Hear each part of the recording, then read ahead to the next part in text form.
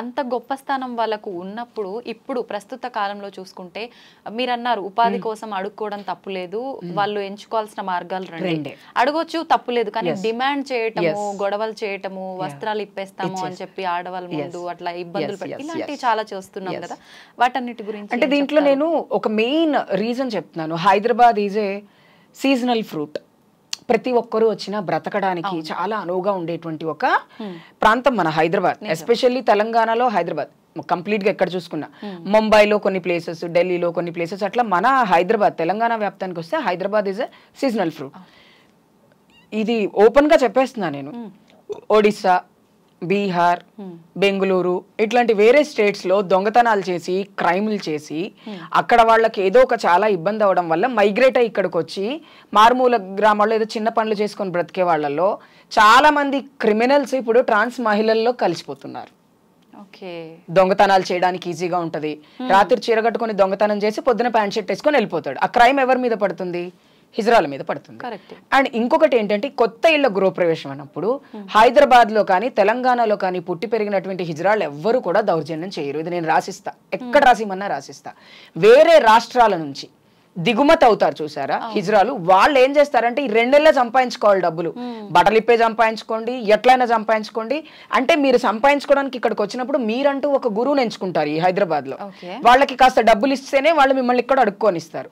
వీళ్ళకి డబ్బులు ఇవ్వాలి, మిగతా డబ్బులతో మేము మళ్ళీ మా ఊరు వెళ్ళి మేము బ్రతకాలి. కాబట్టి ఈ ఎవరైతే మైగ్రెంట్ హిజ్రాలు ఉన్నారో, ఎవరైతే వలస వచ్చే వాళ్ళు ఉన్నారో, వాళ్ళు మాత్రమే ఈ దాందినీలకు పాల్పడతారు, ఈ బట్టలు విప్పడానికి పాల్పడతారు, ఇవన్నీ చేస్తారు. నేను చాలా సార్లు నా కళ్ళతో చూసా. నేను ఇంట్లోంచి బయటకు వచ్చేలోపు బట్టలు విప్పినా కూడా నేను అదే అంటా, బట్టలు విప్పి అడుక్కునే సాంప్రదాయం మీకు ఎవరిచ్చారు? ఎక్కడి నుంచి వచ్చింది? ఇది కేవలం డబ్బు కోసము మాత్రమే కొంతమంది చేసే పని, అందరూ అయితే చేయరు. నేను మళ్ళీ చెప్తున్నా, పెద్దవాళ్ళు ఎవరైతే ఉన్నారో, సీనియర్స్ ఎవరైతే ఉన్నారో వాళ్ళు అస్సలు చేయరండి.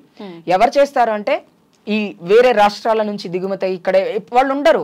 ఈ రోజు అడుక్కుంటారు, 4 రోజులు అడుక్కుంటారు, మళ్ళీ వాళ్ళ ఊరు వెళ్ళిపోతారు. ఇప్పుడు ఒక కంప్లైంట్ ఇచ్చితే సీసీ ఫోటేజ్ తీసి ఒక వారం 15 రోజులకు కానీ అది ఎఫ్ఐఆర్ అవ్వదు. అప్పుడు ఎవరిని పట్టుకుంటారు? వచ్చి లోకల్గా ఉన్న మాలాంటి వాళ్ళని పట్టుకొని వాళ్ళని చూపించండి అంటారు. సో బట్టలు విప్పడం తప్పు, చప్పట్లు కొట్టడం తప్పు, ఎక్స్టార్షన్ చేయడం ఇంకా చాలా పెద్ద తప్పు.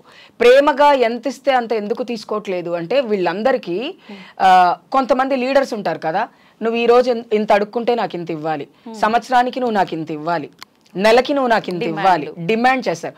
ఈ డిమాండ్ వల్ల ఈ హిజ్రా మాఫియాలో మనీ లెండింగ్ అనేది ఎక్కువ అవుతుంది. హిజ్రా మాఫియాలో ఎవరైతే కొంతమంది హిజ్రాలు ఉన్నారో వాళ్ళు కేవలం డబ్బు కోసమే వేరే రాష్ట్రాల నుంచి, ఊర్ల నుంచి హిజ్రాలను తీసుకొని వచ్చి ఇక్కడ ఎగదోసి వాళ్ళందరినీ వాళ్ళు ఇచ్చిన డబ్బులతో వీళ్ళు బాగుంటారు. ఇప్పుడు మన తెలంగాణలో ఎవరినన్నా అడగండి హిజ్రాల గురించి, ఎవరు మంచి పేరు చెప్పరు. ఎందుకు చెప్పరు అంటే ఇట్లాంటి వాళ్ళ వల్లే. వాళ్ళకి నేను ఎన్నోసార్లు చెప్పాము, పోలీసులు ఎన్నోసార్లు కౌన్సిలింగ్ ఇస్తున్నారు.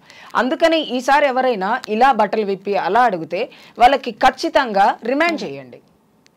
అప్పుడు కాస్త, ఇప్పుడు ఒక అబ్బాయి తప్పు చేస్తే చట్టపరమైనటువంటి లీగల్ యాక్షన్ తీసుకుంటాం, ఒక అమ్మాయి తప్పు చేస్తే లీగల్ యాక్షన్ తీసుకుంటాం, ట్రాన్స్జెండర్స్ చేసినా లీగల్ గా ప్రొసీడ్ అవ్వండి ప్రతి ఒక్కరు. అంతే. వాళ్ళకి ప్రత్యేక చట్టాలు ఉన్నాయా? ప్రత్యేక చట్టాలు ఏమున్నాయి? శిక్షించడానికి ప్రత్యేక చట్టాలు అయితే ఏమీ లేవు అందరిలాగే. మీ విషయానికి వస్తే ప్రత్యేకించి ఎక్కువ ఫైట్ చేయడానికి ముందుంటారు. కొన్ని వేల మందికి, దాదాపు 40,000 మందికి సపోర్ట్ చేశారని చెప్పి చూస్తున్నాం మేము. ఎందుకని అంటే ఆ తపన ఎందుకు వచ్చింది? తపన ఎందుకు వచ్చింది అంటే, నా జర్నీ 2009లో స్టార్ట్ చేశాను.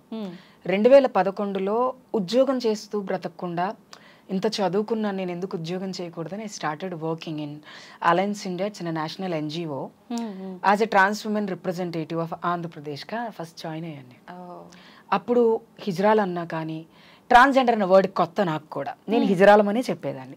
అప్పుడు జాబ్ చేసేటప్పుడు నాకు అనిపించింది ఏంటంటే, ఎవరికి వాళ్ళు అడుక్కుంటూ ఇంట్లోనే పడుకుంటే ఎప్పుడు సమాజం మనని గుర్తిస్తుంది అన్నటువంటి క్వశ్చన్ నన్ను చాలా నిద్రపోనివ్వలేదు చాలా రోజులు. అప్పుడు పోలీస్ డిపార్ట్మెంట్, అన్ని డిపార్ట్మెంట్స్, అప్పుడు 53 శాఖలు ఉండేవి మనం ఏపీలో ఉన్నప్పుడు. 53 శాఖలకి సెన్సిటైజేషన్ ప్రోగ్రామ్ ఒకటి చేయాలి. హిజ్రాగా నేను వెళ్ళి ప్రోగ్రామ్ చేసినప్పుడు ఇంగ్లీష్ లో ఒక హిజ్రా మాట్లాడుతుంటే వింతగా చూసేవాళ్ళు ఐఏఎస్ ఆఫీసర్స్. సో అది నన్ను చాలా అట్రాక్ట్ చేసింది. అరే, నేను ఒక్కదాన్ని మాట్లాడితేనే ఇంత పని చేస్తున్నాము అంటే చాలా మంది ఇంకా చాలా పని చేయొచ్చు అనుకుని I started my career at that time. ఆ కెరియర్ లో ఏం జరిగింది అంటే, అన్యాయం జరిగినప్పుడు వాయిస్ రేస్ చేయడం అలవాటు అయిపోయింది. అప్పట్లో హిజ్రాలని బాగా కొట్టేవాళ్ళు, పోలీసులు కొట్టేవాళ్ళు, గూండాలు కొట్టేవాళ్ళు, రౌడీలు కొట్టేవాళ్ళు, ఇంట్లో తల్లిదండ్రులు కొట్టేసేవాళ్ళు, కిరసనాలు పోసి తగలబెట్టేసేవాళ్ళు. ఒక ఇయర్స్ బ్యాక్ నా ఇనీషియల్ స్టేజ్ లో నేను వచ్చినప్పుడు ఇంత అరాచకాలు, ఒక మనిషి నేను ఆడపిల్లలాగా మారతానంటే ఇంత అమానుషం ఎందుకు చేస్తారు? అదే విష్ణుమూర్తి జగన్మోహినిలాగా మారి అమృతాన్ని దేవతలందరికీ పంచినప్పుడు అంత అప్రిషియేట్ చేశారే దేవతలందరూ విష్ణుమూర్తిని, ఆయన ఎందుకు మారాడు? ప్రజా కళ్యాణం కోసం మారాడు. నేను ఎందుకు మారుతున్నాను? నా సంతోషం కోసమే మారుతున్నాను కదా. నేను ఇలా మారడం వల్ల ఎవరికి ఇబ్బంది లేదు. కేవలం నాకు పిల్లలు పుట్టరు అని మా అమ్మ నాన్న బాధపడతారు, వంశం నిర్వంశం అయిపోద్ది అనుకుంటారు. ఇవి రెండిటికంటే ముందు నా సంతోషం కూడా నాకు ఇంపార్టెంట్ కదా. శవంలా ఎవరు బ్రతకడానికి ఇష్టపడరు. సో అలా ఫైట్ చేయడం అలవాటు అయిపోయింది. పోలీసులతో ఫైట్ చేయటము, ఐఏఎస్ ఆఫీసర్స్ తో ఫైట్ చేయటము, ఇల్లెందుకు రెంట్కి ఇవ్వరని ఇళ్ల వాళ్ళతో ఫైట్ చేయడము, యాక్సెప్టెన్సీ ఎందుకు ఇవ్వరని సొసైటీతో ఫైట్ చేయడం, ప్రతిదీ ఫైట్ చేస్తేనే వచ్చింది నాకు. కూర్చొని మాట్లాడితే ఏది వచ్చేది కాదు. ఒక ఎఫ్ఐఆర్ ఫైల్ చేయాలి అంటే ఒక 10 మంది కూర్చొని పోలీస్ స్టేషన్ ముందు ధర్నా చేస్తే తప్ప ఎఫ్ఐఆర్ ఫైల్ అయ్యేది కాదు. ఒకానొక పీరియడ్ లో అరే నువ్వెందుకు వచ్చినావురా పిఎస్ కి, అరే అని కాదు, అమ్మాయిని పిలవటం నేర్చుకో, మీరు మాట్లాడొద్దు, లేడీ కానిస్టేబుల్స్ ని పిలిస్తేనే నేను మాట్లాడతా. If there is an investigation, let call women police. If not, I won't talk to you. Open గా చెప్పేదాన్ని నేను పోలీసులకి. మేము ఎందుకు రాకూడదు పోలీస్ స్టేషన్ కి? మేము మనుషులం కాదా? అంటే మాకు దెబ్బ తగలలేదా? మాకు దెబ్బ తగిలితే రక్తం రావట్లేదా? మేము గాలి పీల్చుకుంటాం, మేము ఉన్న చోట వర్షం పడుతుంది, మేము ఉన్న చోట సూర్యుడు వస్తాడు, మేము ఉన్న చోట అన్ని ఉన్నప్పుడు మేము డిఫరెంట్ ఎట్లా అయ్యామని అక్కడ స్టార్ట్ చేశాను. 2011 ఆగస్ట్ 15th రోజు స్టార్ట్ చేశా ఈ జర్నీ. ఏంటి వాళ్ళ రియాక్షన్ అప్పుడు? అంటే చాలా మంది యాక్సెప్టే చేశారు. ఈ రోజు ఇంతమంది ట్రాన్స్ మహిళలు బయటకు వచ్చి కొంతమంది ఉద్యోగాలు చేస్తున్నారు, కొంతమంది సెల్ఫ్ ఎంప్లాయ్మెంట్లో కొంత బిజినెస్ చేస్తున్నారు, కొంతమంది మోడలింగ్ ఫీల్డ్లో ఉన్నారు, కొంతమంది ఇన్స్టాగ్రామ్లో ఉండి కొలాబరేట్ చేసుకుని లైఫ్ని లీడ్ చేసేవారు. అంటే చాలా రకాల ఉపాధులు పెరిగినాయి, కమ్యూనిటీ కూడా పెరిగింది, యాక్సెప్టెన్సీ పెరిగింది సొసైటీలో. అమ్మా నాన్న వాళ్ళు పోనీలే 10 సంవత్సరాల తర్వాత. చాలా మంది నాకు మెసేజ్ చేశారు, మీ ఇంటర్వ్యూ చూసాక మా ఇంట్లో వాళ్ళు ఒప్పుకున్నారు అక్క, మీ ఇంట్లో వాళ్ళు మా ఇంట్లో వాళ్ళు ఒప్పుకున్నారు మమ్మీ, మా మమ్మీతో ఒకసారి మాట్లాడండి. ఎందుకు అంటే నేను ఒకటే చెప్తా, తల్లిదండ్రుల సపోర్టు కమ్యూనిటీకి చాలా అవసరం. మీరు మమ్మల్ని వదిలేయడం వల్లే మేము రోడ్డు మీద అడుక్కుంటున్నాం. అదే మీరు చదివిస్తే, నాకు ఒక అన్నయ్య ఉంటాడు, ఇంట్లో ఒక తమ్ముడు ఉన్నాడు, నాన్న ఉన్నాడు, నాకే చిన్న ప్రాబ్లం వచ్చినా నేను మా అమ్మ నాన్నకు చెప్పుకోగలుగుతా. ఒక ఫ్యామిలీ అనేది లేకపోతేనే మనం ఎందుకు పనికిరాని వాళ్ళం అయిపోతాం అని. కాబట్టి నేను అప్పటి నుంచి ఆ జర్నీ ప్రతిదీ ఫైటే. ఈ మధ్య ఫైట్ చేయట్లేదు, ఎందుకంటే మొన్న తెలంగాణలో గవర్నమెంట్ మారిన తర్వాత రేవంత్ అన్న గారిని కలిసినప్పుడు వి వాంట్ ఇండిపెండెన్స్ అని రాసిచ్చా నేను.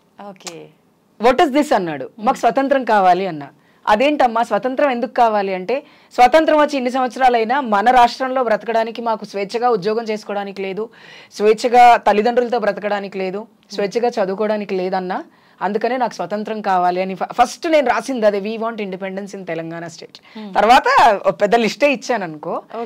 వాళ్ళు అంత సర్ప్రైజ్ అవ్వడానికి కారణం ఏంటి అంటే, మా బ్రతుకు తెరువులు బాగోలేవు కాబట్టి నేను స్వతంత్రాన్ని కోరుకుంటున్నాను. Let's see what comes out. అది అక్కడ కూడా చూసారో, ఎంత మనం డిఫరెంట్ గా మాట్లాడితే తప్ప జనాలు మనల్ని యాక్సెప్ట్ చేయరు. అంటే అందరూ మాట్లాడినట్టు తిన్నావా, ఉన్నావా, పడుకున్నావా, తెల్లారిందా కాకుండా కమ్యూనిటీకి ఏం కావాలో the bullet point should be there. అందుకే నాకు గొడవ పట్టడం అలవాటు అయిపోయింది. హత్యలు జరిగినప్పుడు కేసులు కావు, ఎఫ్ఐఆర్లు కావు. రీసెంట్ గా మన ఫతేనగర్ లో ఒక మర్డర్ అయ్యింది చూసాము. షీలా అని ఒక ట్రాన్స్ విమెన్ ని నరికి చంపేశారు. దొంగలు దొరకడానికి 3 రోజులు పట్టింది. అందులో కొంతమంది దొంగలు ఇంకా దొరకలేదు. సో దీనికోసం ఫైట్ చేయాలి. డిపార్ట్మెంట్ దగ్గరికి వెళ్ళి సార్ ఏమైందంటే రేపురా ఒక 100 మందిని తీసుకుని వెళ్ళి పిఎస్ ముందు కూర్చోబెట్టి సార్ ఏమైంది అని అడిగినామనుకో, ఆయన ఒక 10 నిమిషాలు మనకు టైం ఇస్తారు ఫస్ట్. ఎందుకు అంటే వాళ్ళకున్న పరిధిలో ఏ న్యూసెన్స్ జరిగినా పైన నుంచి వాళ్ళకి సిపి దగ్గర నుంచి కాల్ వచ్చి ఏం జరిగింది పిఎస్ ముందు అంటారు. Everything is under CC surveillance. హడావిడి చేస్తేనే పనులు అవుతాయి. అది న్యాయమైన పని కోసం హడావిడి చేయాలి, అన్యాయమైన పని కోసం. సో అట్లా చేస్తాను. ఓకే, మొత్తానికి మీ లైఫ్ లో జరిగిన కొన్ని సంఘటనల వల్ల ఇలాంటి డెసిషన్స్ తీసుకు